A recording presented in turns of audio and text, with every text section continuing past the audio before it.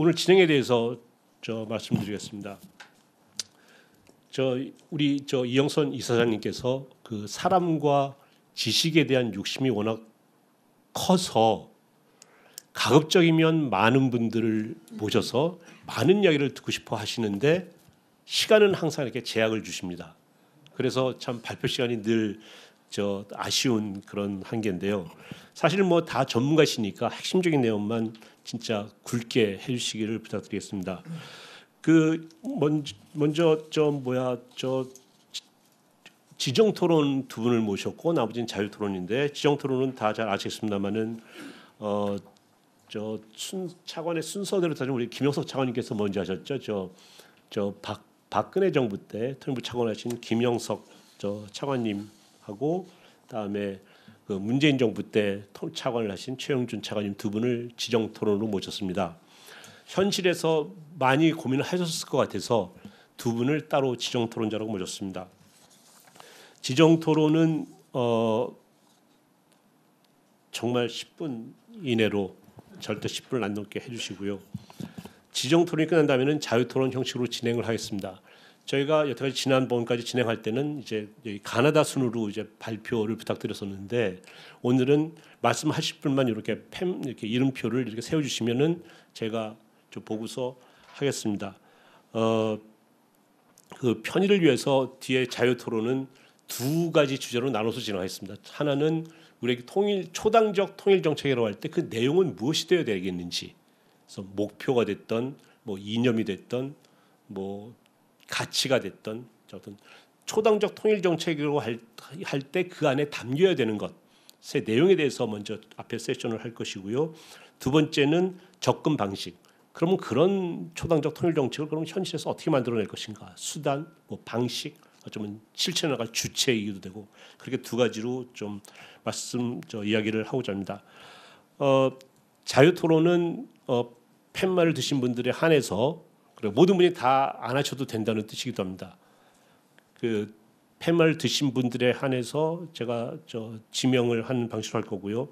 지정 토론은 10분을 드린다고 말씀드렸고 자유 토론은 5분을 드리겠습니다. 그런데 정말 5분으로도 안 끝나고 나는 정말 핵심적으로 한 1, 2분이 더 남았다면 한 1, 2분 정도는 더 드리겠습니다. 일단 5분이 되면 그리고 아까 지정 토론은 10분이 되면 저 뒤에서 굉장히 요란한 사이렌 소리가 날 겁니다.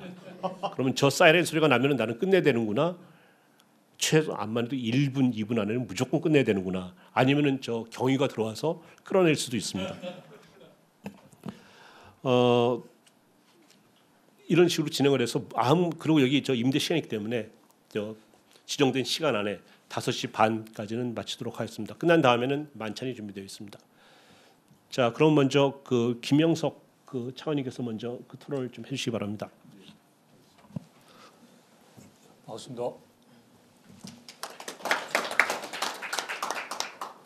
예, 먼저 이 정말 소중하고 뜻깊은 자리에 저를 불러주셔서 대단히 감사하다는 말씀을 드리겠습니다.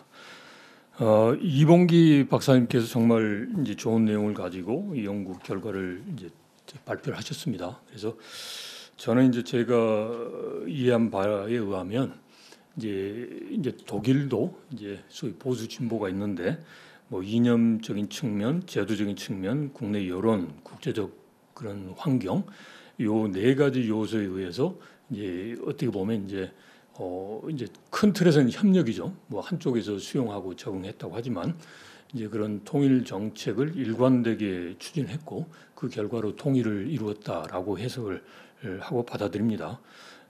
그런데 이제 요 대부분의 내용에 대해서는 뭐 제 동의를 하고요. 그리고 또 동서독 간에 이제 주어진 팩트를 가지고 이야기하는 거니까. 근데 이걸 이제 한국에 적용을 할 때는 약간 좀 어색한 측면도 있는 것 같아요. 이제 그 중에 하나가 보면 이제 소위 보수 정부는 기본적으로 이제 통일에 대한 그림이 없다, 뭐라는 것, 뭐 이런 부분은 조금 뒤에 제가 설명을 드리겠습니다만은 좀 다른 측면이 있다라는 겁니다. 저는 이렇게 생각합니다. 이제 동서독하고 이제 대한민국은 기본적으로 다르다.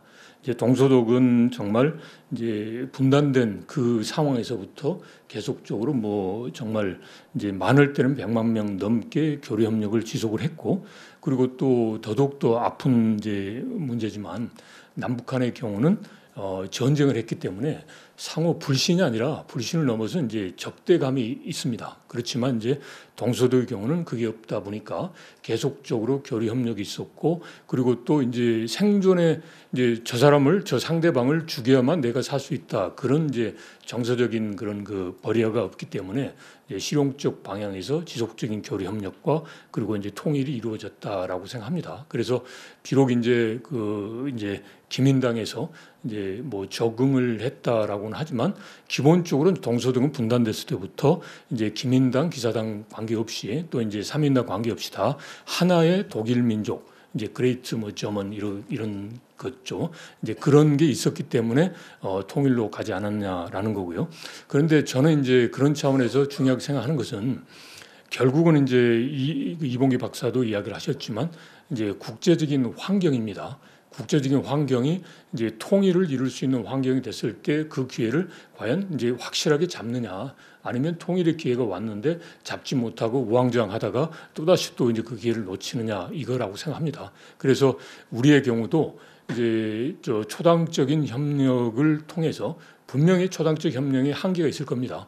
뭐 동서의 경우도 보면 마지막 순간까지도 이념적으로는 그 서로 이제 달리했다라고 했지 않습니까? 그래서 아마도 초당적 협력이 그렇게 완벽하지 않을 텐데 이제 그런 과정에서도 계속적으로 이제 통일이라는 방향성을 지향을 하면서 통일에 대한 여건, 기회가 왔을 때 국제적인 환경이나 북한 내부의 변화 이런 게 왔을 때 우리가 이제 통일을 이루도록 하기 위해서 우리 그 국내적인 역량을 보수 진보 구분 없이 함께 발휘해야 되겠다라는 점을 우선 말씀을 드립니다. 제가 초당적 협력에 대해서 뭐 이게 소위 말해서 제 개인적인 생각일 수도 있습니다. 그런데 저는 이제 87년 이제 우리 민주화되고 난 다음에 이제 대한민국의 정부가 보수 진보로 되면서 이제 바뀌지 않습니까? 이제 그때부터 이제 통일 정책, 대북 정책의 초당적 협력 문제가 나왔다라고 생각합니다. 그 전에는 이제 일관되게 그런 저 정부의 그런 그 속성이 같았기 때문에 그 속에 보면 대립적인 성격을 강조하는 데도 있었지만 이제 뭐 노태우 정부 시절에는 이제 북방 정책을 이제 하면서 어떻게 보면 좀 더 유화적인 그런 정책도 취했다라는 거죠. 그래서 그 전까지는 초당적인 협력이 없었고 이제 그때 보면 계속적으로 이제 한반도에 있어서의 평화적인 통일 이 부분에 대해서는 일관된 그러한 그 입장이었지 않았나 싶습니다. 그게 이제 그 민주화되고 난 다음에 보수 진보 정부가 바뀌기 전까지도 그게 유지가 됐다라고 생각합니다. 이제 그래서 여러분들이 잘 아시는 것처럼 민족 공동체 통일 방안이 그런 그 통일과 관련된 초당적 협력의 가장 근본적인 틀이 이제 되었다라고 생각합니다. 그런데 이제 그 이후에 여러 가지 이제 소위 보수 진보 정부가 이렇게 왔다 갔다 하면서 이제 그 통일 정책이 사회적인 논란거리가 됐습니다. 소위 아시는 것처럼 뭐 퍼주기 또는 이제 북한을 너무나 이제 붕괴론에 입각해서 압살하기만 한다, 이런 이제 논란이 있었습니다. 이제 그렇지만 저는 이제 이런 보수와 진보 정부가 비록 통일 정책에 대해서 한쪽은 소위 말해서 퍼주기를 하고 한쪽은 이제 그 퍼주기가 아닌 이제 압살 이제 하는 방향으로만 간다라고 하지만 근본적인 방향에 있어서는 이제 한반도에 있어서의 평화적인 통일, 즉 전쟁이 아닌 평화적인 방법으로 남북한이 공동 번영하는 통일을 지향하고 있다라고 생각합니다. 그리고 그런 과정에서 역대 정부는 일관되게 노력을 해왔는데 결과적으로는 그렇지 못했다라는 거죠. 그런데 현실적으로 보면 충분하게 이 부분에 대해서 이제 공통점을 찾을 부분이 많이 있기는 있습니다.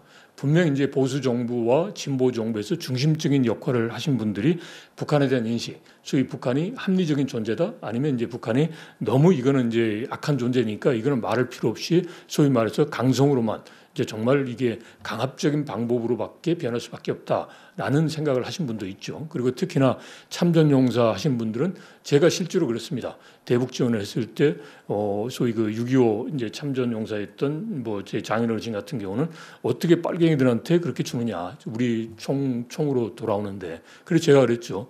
그거는 옛날 이야기고 지금은 그렇다고 전쟁을 할 게 아닌데 그러면 같은 동포로서 굶어 죽어가는데 어떻게 이걸 방치할 거냐 그랬더니 이해를 하시더라고요.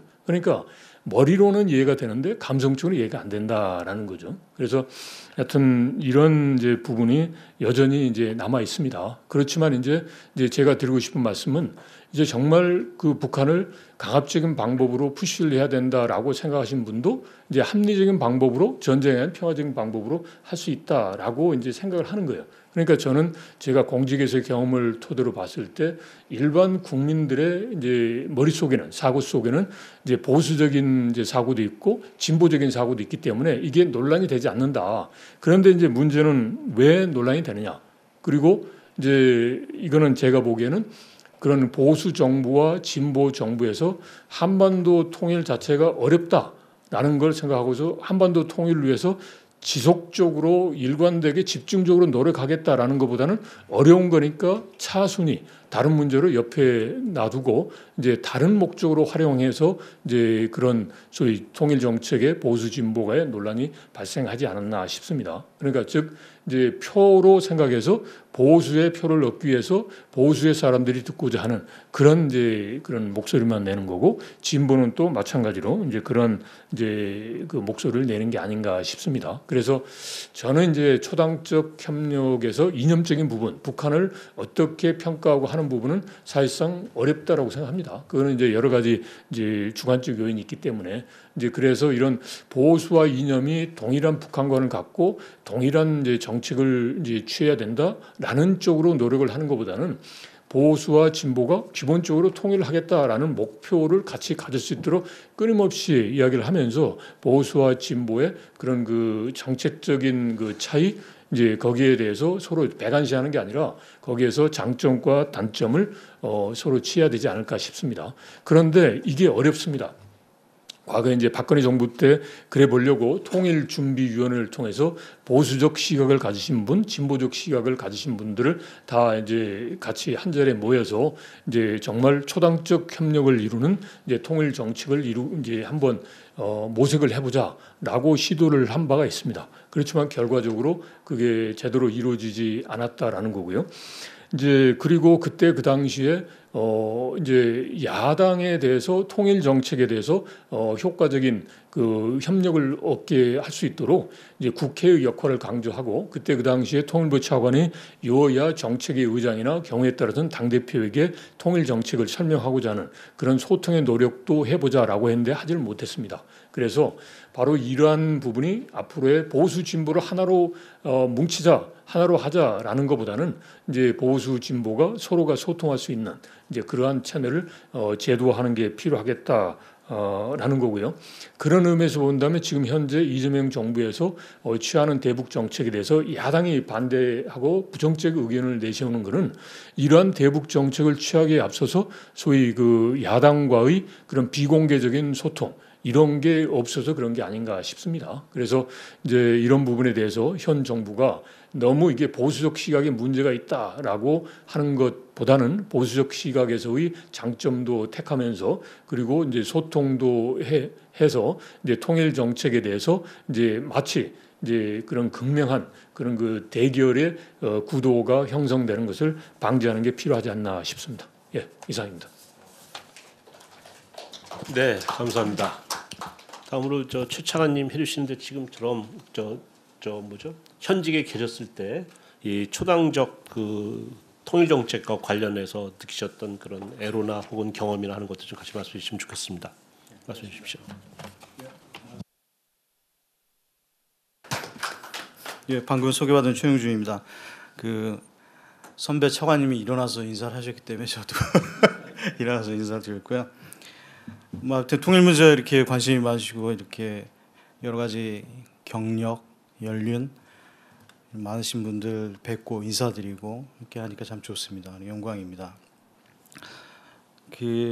저는 이제 그 차관을 했던 현직에서 일했던 사람을 이렇게 불러주신 거는 이런적인 것도 좋지만 지금 바로 말씀하신 대로 진짜 겪었던 거, 고민했던 거, 경험했던 거 이런 걸 좀 공유해봐라 이렇게 하는 취지라고 일했습니다. 그래서 초당적 통일 정책의 주제와 관련해서 그간의 경험, 소견 등의 기초해서 제 나름의 평가 그리고 대안을 한번 제시해보려 합니다. 이봉기 박사님 이제 연구를 보고 또 읽고 또 들으면서 제가 앞으로 말씀드릴 큰 취지는 우리는 오히려 독일보다도 좋은 초당적 통일 정책이라는 측면에서 보면 좋은 여건이 있었는데 그게 지나면서 이제는 오히려 더 악화돼서 독일의 초창기처럼 돌아가 버린 게 아닌가. 그러면 지금이야말로 더 이제 이 초당적인 협력을 위해서 여러 가지 대안을 발굴해야 되겠다. 이제 그런 식으로 이제 크게 생각을 했고 이렇게 말씀을 드리겠습니다.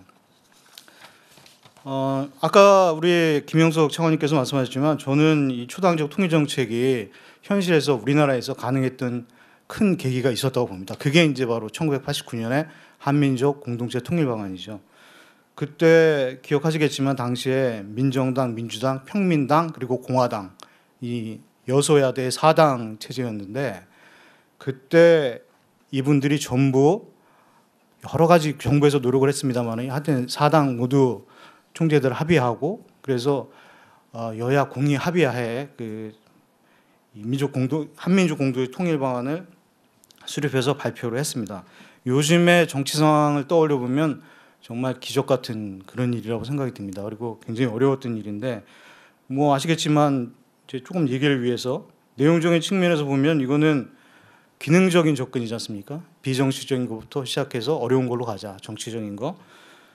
근데 이게 핵도 좋았던 것은 우리 내부의 그땐 합의 이런 것뿐이 아니라 나중에 바로 이어서 남북 고위급 회담을 하게 되면 거기서 남북 기본합의서, 부속합의서 이런 게 나오면 거기에 전부 내용이 반영이 됩니다. 그러니까 점진적이고 단계적이고 이런 통일이 우리 안에서 우리가 합의했던 내용들이 남북 간에도 그렇게 가자 하는 것으로 다 반영이 됩니다. 그러니까 이게 우리 안의 합의가 남북 간의 미래를 같이 그려나가는 그런 청사진에 반영이 됐다는 점에서 굉장히 의미가 있었다 이렇게 보고요. 역사적 장면이다 이렇게 생각을 합니다. 그래서 이거는 독일에 비하면 굉장히 좋았던 아까 뭐 설명드렸지만 독일에 비하면 엄청 좋았던 그런 계기가 됐었다는 건데 근데 문제는 그 이후에 이 모든 정부가 이걸 우리의 공식적 통일 방안이다 하면서도 실질적으로 추진했던 것은 그게 아니고 이제 이 테두리를 벗어나는 그런 일들이 많았습니다.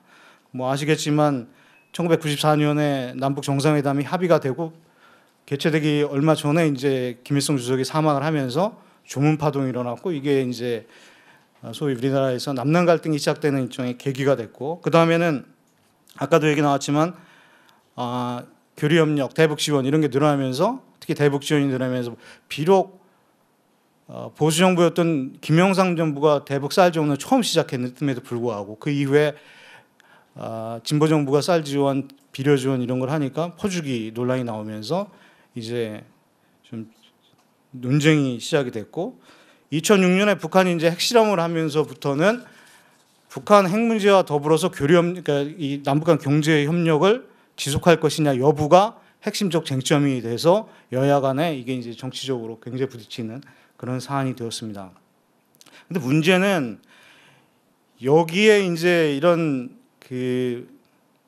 이게 이제 정치권의 공방 또는 정치권의 논쟁으로만 된 것이 문제가 아니고 국민 수준에서 이제 남남 갈등으로 이제 확산이 되는데 거기에 구조적인 요인을 한 게 우리나라의 이제 지역주의가 되는 거죠. 그러니까 지역주의라는 게 뭐 다 아시듯이 어떤 정치의 지지가 정책의 내용이 아니라 그냥 지역에 따라서 이제 가게 되니까 이 지역에 기반한 정당들의 이견이 그대로 이제 국민들께 파급이 되면서 대북 정책이 이제 국민들 안에서도 이제 쟁점화돼서 남남 갈등으로 이제 확산이 돼가지고 결론적으로는 초당적인 그 통일 정책 기반이 우리에게는 있었지만 이게 점점 이제 축소되고 무너져 왔다 이렇게 보고요.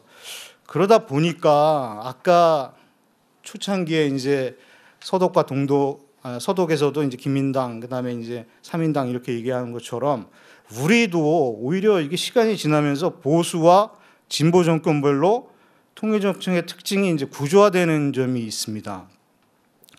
뭐 이명박, 박근혜 그리고 윤석열 정부에서 보시면 이 정부는 전부 이제 공통적으로 북핵 문제에 대한 선해결 그리고 남북 관계의 호혜성 이런 걸 주로 얘기를 합니다. 그러다 보니 남북 관계가 이제 정체되거나 그 전 정부에 대해서 부에서는 이제 퇴보하게 되는데 남북 경색되면 이런 환경에서 이제 보수 정부가 들고 나오는 것이 주로 이제 통일에 대한 화두, 이걸 이제 국민에게 던지죠. 그래서 뭐 도둑처럼 오는 통일, 그다음에 통일은 대박, 그리고 이제 급기야 윤석열 정부에서는 이제 통일 독트린 이런 게 얘기가 나왔었고, 그러면 이 남북 관계, 그러니까 남북 통일 정책에서 대북 정책의 북한하고의 교류 협력이 줄어드는 부분, 이것은 무엇으로 메꾸느냐? 이거는 다 국민들에 대한 또 통일 공감대 조성이라는 이름하에 이 약간 가로치고 흡수, 가로 닫고 통일 이건데, 이거를 대비해야 된다, 이런 식으로 이제 홍보하고 선전하는 그런 식으로 이제 넘어가게 되는 겁니다. 반면 이제 김대중, 노무현, 문재인 등 진보 정부에서는 주로 이제 민족 공동체 통일 방안의 제1단계에 이제 집중을 해가지고 화해 협력에 집중을 하는 거죠. 그러다 보니까 통일보다는 이제 당연히 평화에 방점을 두게 되고, 그 다음에 이제 북한 핵 문제 해결 관련해서도 남북 간 교류 협력과 북한 핵 문제의 병행 추진, 또는 뭐 북미 관계와 남북 관계의 선순환, 이제 이런 것들이 이제 자리를 차지하게 됩니다. 여기서 하나 강조보다 뭐 다 아시지만, 이제 윤석열 정부에서 저는 좀 가장 안타까웠던 것은 통일 정책에 있어서 이제 작년에 있었던 8.15 독트린이라는 거, 이게 뭐 내용상으로도 거기에 보시면 이제 통일에 대한 제안을 하는데, 거기에 그 윤석열 대통령이 부르는 주체가 우리 국민, 그다음에 북측 국민, 북주민, 그리고 이제 해외입니다. 그래서 북한 당국은 아예 이제 통일 얘기를 하면서 북한 당국은 아예 배제를 하고, 그다음에 통일 추진 전략에서도 우리에 대한 국민들에 대한 것도 있고 해외 지원도 요청을 하면서 북한에는 정보를 넣어서 흔들겠다, 이건 이제 노골적으로 얘기를 하니까, 내용상으로는 그때도 이제 이게 흡수통일 아니냐. 그렇다면 내용적으로 그 전에 우리가 한민족 공동체 통일 방안, 또 그를 계승한 민족 공동체 통일 방안에서 지향했던 점진적이고 단계적이고 평화적인 통일을 전면적으로 거부할 뿐이 아니라, 그 절차상으로도 그렇게 힘들게 국민들, 그다음에 여야 합의를 해서 거쳐왔던 것을 이제 그런 합의의 그런 기반을 이게 뭐 허무는 그런 것이 아니었는가. 그래서 좀 안타깝다, 이런 생각을 드리고요. 그렇기 때문에 아까 제가 말씀드린 대로 우리는 어떻게 독일과 거꾸로 가는 게 아닌가, 그런 이제 안타까움이 있어서, 그렇다면 이걸 어떻게 극복할 것이냐. 저는 주체별로 한 3가지만 조금 말씀드리겠습니다. 첫째는 이제 아무래도 초당적 통일 정책이니까 정치인들이 자각을 하고 했으면 좋겠는데, 뭐 아시다시피 이게 가능성이 스스로 추진한다는 게 쉽지 않을 것이고, 그러다 보면 누가 이것을 압박하고 촉구해야 되겠는가. 그거는 이제 여기 모이신 여러 전문가 여러분들처럼 이제 그런 전문가 집단에서 올바른 궤도로 가라고 이렇게 해주는 방법이 하나 있고요. 두 번째는 국민 스스로 하는 방법이 있습니다. 국민 스스로 하는 방법은 지금 이제 말씀드린 대로 여야의 이 통일 정책이라는 게 너무 이제 이 틀을 서로 이게 벗어나는 점이 있기 때문에, 적어도 통일 정책의 목표는 무엇이고 통일 정책의 그 수단은 어느 정도 돼야 된다. 이 정도 안에서는 지켜주되, 그 안에서 여러분들이 각 정당이 나름의 정체성을 가지고 할 수 있는 것을 해주면 좋겠다, 이런 건데, 그게 이제 실질적으로 추진했던 사업이 있습니다. 그게 사회적 대화 방식의 통일국민 협약 사업입니다. 이게 2018년부터 21년까지 추진을 했고, 당시에 제가 통일정책실장 그리고 차관을 하면서 실무에서 이제 진두지휘를 했는데요. 이거는 이렇게 했습니다. 전국에서 지역, 성별, 연령, 뭐 정치적 성향 이런 걸 다 임의적으로 샘플링을 해가지고 이제 한 번에 100명 정도씩 이렇게 모이게 해서 그분들을 그분들에게 기본 지식을 드리기 위해서 강의를 합니다. 먼저 핵심 주제에 대해서. 그럴 때 진보, 보수, 그다음에 중도의 강사들이 나와서 각자의 그 사안에 대한 입장, 예를 들면 북한이 이렇게 도발을 하는데도 불구하고 우리는 인도적 지원을 해야 되는가에 대해서 각 진영의 입장을 설명을 합니다. 그러면 들으신 분들이 자기의 생각을 정리를 하고, 그다음에 이제 모여서 소그룹 회의, 그다음에 대그룹 회의를 해가지고 합의문을 만들어냅니다. 이렇게 해서 이제 연인원 한 6천 명 정도가 해가지고 뭐 비용도 많이 들긴 하지만 정부는 내용에 관여 안 하고 재정적이고 행정적 지원만 하고 해서 소위 사회 이제 통일국민협약안이라는 걸 만들었고 여기에 보면 이분들이 두 가지가 핵심 내용인데 첫째는 자기들이 바라는 한반도의 미래상이 있습니다. 이게 이제 평화적이고 비핵화되고 교류협력이 되고 이런 게 되게 내용이고 또 하나는 이런 미래상을 실현하기 위한 과정으로 무엇이 필요하느냐 그 방법론에 대한 건데 이게 이제 통일정책의 일관성 확보, 군사갈등 해소, 비핵화 그리고 교류협력, 평화통일 교육 이런 게 제시가 됩니다. 한편 이분들이 또 스스로 이제 정치권에 대해서 그리고 국회에 대해서 그리고 이제 정부에 대해서 또 스스로 이제 모든 국민께 이제 권고를 한 게 있어요. 이게 뭐냐면 국회에는 이런 통일국민협약안을 법적으로 제도했으면 좋겠다. 그리고 국민들에게도 이런 데 참여하고 이게 제대로 되는가를 감시해 달라. 이런 거를 했는데 저는 이게 굉장히 좋은 대안이 될 거라고 보는데 마침 엊그제 이제 국정교육위원회가 이 과제를 만들어 가지고 낸 데 보면 이 얘기가 들어 있습니다. 그래서 앞으로 저는 이런 것이 이 여야를 떠나서 전체 국민들이 하시는 거니까 이런 것을 지원을 잘 해가지고 이 거꾸로 가는 우리의 그 통일 정책에 있어서 이 초당성을 확보하는 그런 계기가 됐으면 합니다. 네, 이상입니다. 네.